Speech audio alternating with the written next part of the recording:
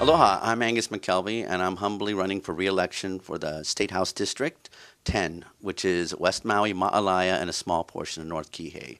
I've been honored and humbled to be your state representative for the last 6 years, and through the toughest economic recession on history, we've managed to continue to get the resources the community vitally needs, as well as to turn things around both in the short and the long term.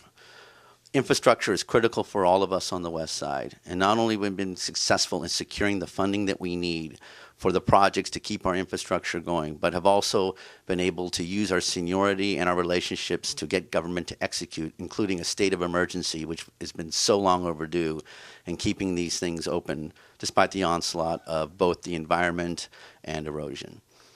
My name is Angus McKelvey, and I've also served as the Chair of Economic Development, and through that time we've done the Hawaii Innovation Economy Initiative to develop the green, clean jobs that we so desperately need here in Maui, as well as the rest of Hawaii.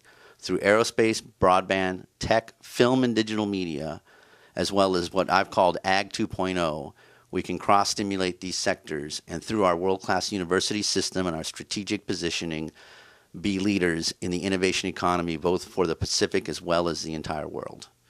Once again, it's been my pleasure to represent you, and I humbly ask for your support again on August 11th. Mahalo.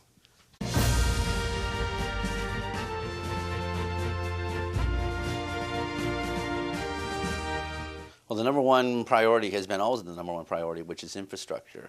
Our roads, our harbors, and our schools are what the state infrastructure that's so critical to West Maui. And over the last 6 years, we've been able to secure the resources necessary to get these projects going and to keep them going, despite cuts going all over state government, as well as to get government to be more responsive with measures like state of emergencies and other types of tools to implement things, not only for our existing facilities, but for needs that have propped up, like the tragedy of the gentleman in Canoe Beach because of the lack of buoys.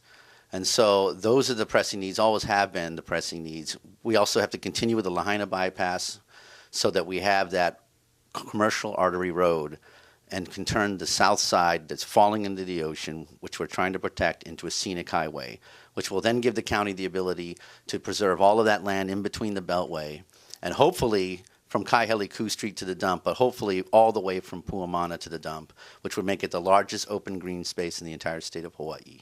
Infrastructure also means our harbors, and the 3/11 tsunami, besides damaging our roads, also clogged the channel of Lahaina Harbor and nearly caused it to be designated to be shut down.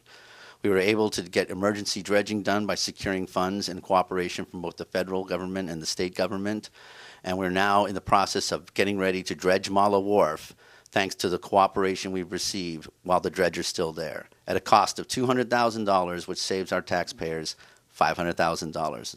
So infrastructure is and has always been job number one.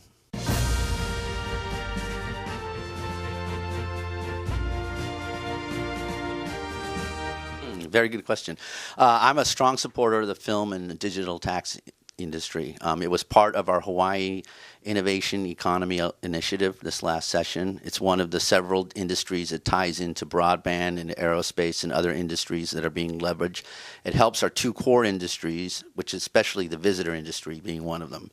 The trick and challenge has always been is to create a responsible credit program so that we don't end up curtailing other needed services and programs at the expense of the credit.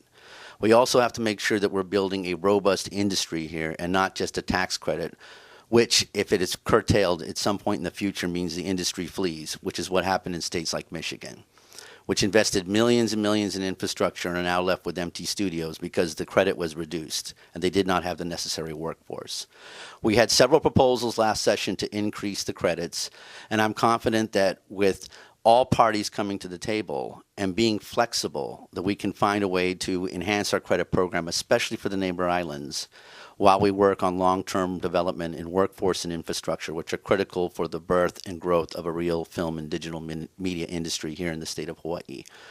Again, we have to be responsible. We can't be burned. Tax credits are easily abused, and as we saw with Act 221, it could be a drain on the Treasury with little or no return. However, by being pragmatic and looking at our growth as a state and the economic recovery, as well as our other programs and services and our unfunded liabilities, we can generate extra activity for this industry, as well as implement long-term solutions.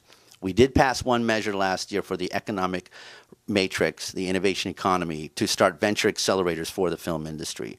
So we're hopeful with that and other initiatives next session we can actually get these credits going again.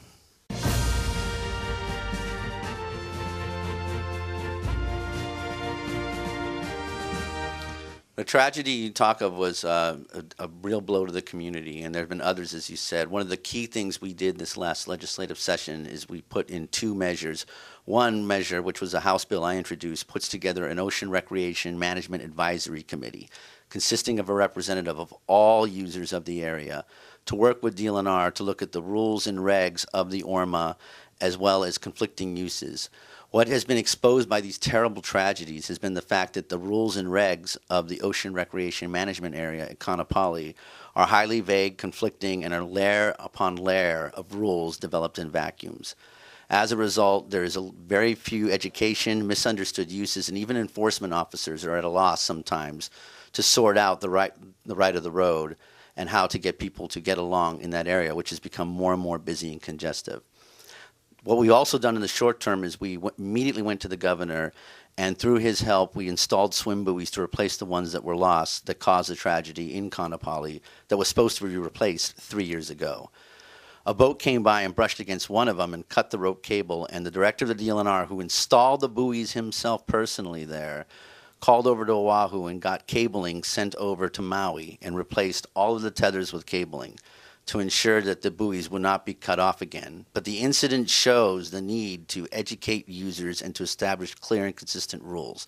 And the ORMA will allow for the DLNR to establish rules with community input and not with that in a vacuum.